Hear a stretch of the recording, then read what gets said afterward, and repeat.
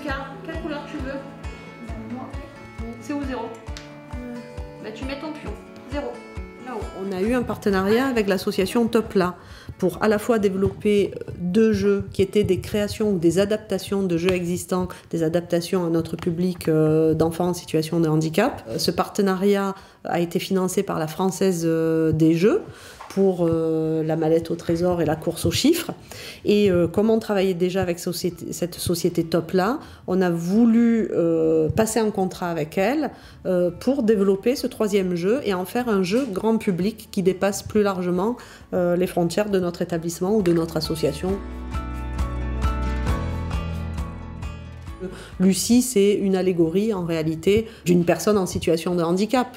Elle a sa chaise magique, ses objets magiques, et on peut y voir effectivement l'image de la chaise roulante ou de voilà. Donc c'est un carrosse, on entre dans la féerie et dans la rêverie, mais il y a bien l'idée effectivement d'objets magiques qui apportent un plus, une compensation, une amélioration. Alors, cite au moins 5 animaux de la savane. Oh, de la savane. Eh bien, je sais pas, le lion, la gazelle. C'est un jeu coopératif du coup qui permet aux enfants en situation de handicap, mais aussi à toutes les familles et tous les enfants du coup de pouvoir jouer ensemble. Donc on peut à la fois jouer en partie ou on peut jouer chacun pour soi, mais du coup le but il est commun. Donc en fait on joue pas contre, mais on joue pour obtenir du coup de libérer, enfin en tout cas de venir en aide à Lucie. Ce jeu il sera commercialisé par la société Topla dans tous ses points de vente, qui sont les magasins de jeux que le grand public connaît bien.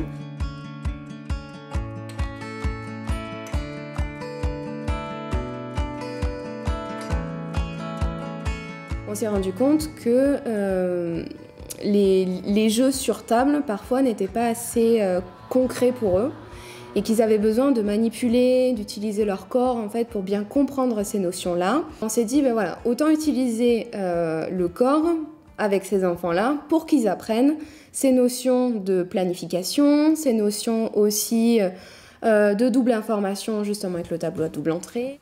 Tu vas monter. Bien, tu vas à droite. Pour des enfants qui vont avoir du mal à distinguer la droite et la gauche, ben, ils vont dire mais c'est sur le carré jaune. Ensuite, tu vas descendre sur le triangle. Ben, vraiment, pour travailler toutes ces notions-là. Je pense qu'il est trop bien.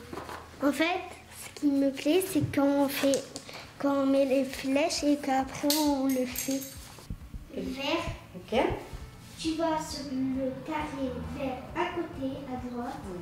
C'est assez ludique, donc on peut prendre beaucoup de plaisir en fait à faire ces jeux-là et en même temps apprendre. On commence donc de là.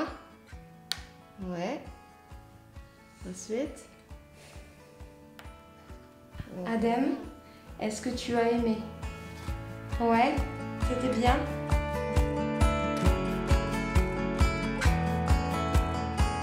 La course aux chiffres, ça a été pour travailler toutes les notions de numération, de mathématiques, addition, soustraction.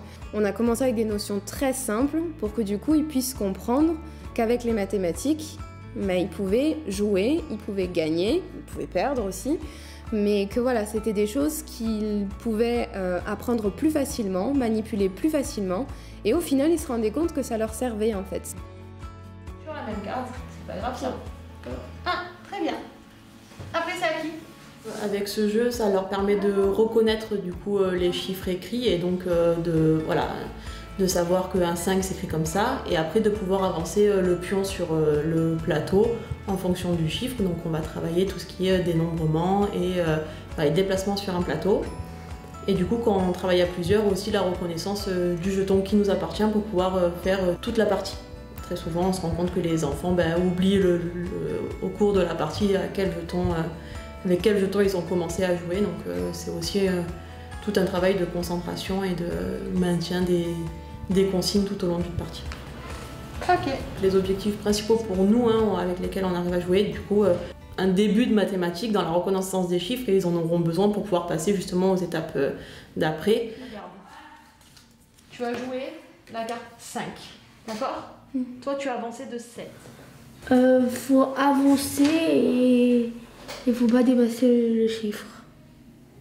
2. 1, 2. Je joue pas. Mince alors, t'as pas des grosses cartes pour me rattraper? On a une convention de partenariat avec la société Topla, donc on connaît le tarif de ces jeux-là. C'est un tarif qui est dégressif, qui a été négocié en amont de la production avec la société Topla.